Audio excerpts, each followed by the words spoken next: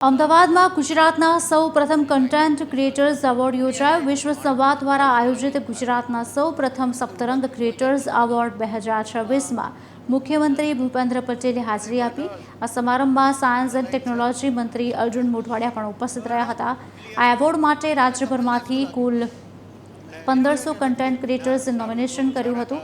મુખ્યમંત્રી ભૂપેન્દ્ર પટેલે પોતાના સંબોધનમાં જણાવ્યું હતું કે પ્રધાનમંત્રી નરેન્દ્ર મોદીએ સોશિયલ મીડિયાના સકારાત્મક ઉપયોગ દ્વારા દુનિયાને નવી દિશા બતાવી છે.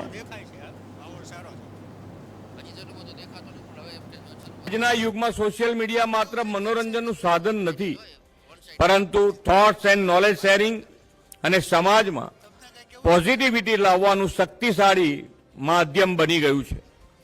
આપણા યુવા ક્રિએટર્સ આજે યુટ્યુબ, ઇન્સ્ટાગ્રામ અને એક્સ જેવા પ્લેટફોર્મ દ્વારા વિશ્વ સાથે જોડાઈને પોતાના વિચારો વૈશ્વિક સ્તરે પહોંચાડી રહ્યા છે. તમે જે કન્ટેન્ટ બનાવો છો તેની અસર હજારો લોકોના વિચાર વર્તન જીવન પર પડે છે. તમારી સર્જનાત્મકમાં સામાજિક હિત અને રાષ્ટ્ર પ્રથમનો ભાવ હોય તે ખૂબ જ જરૂરી છે.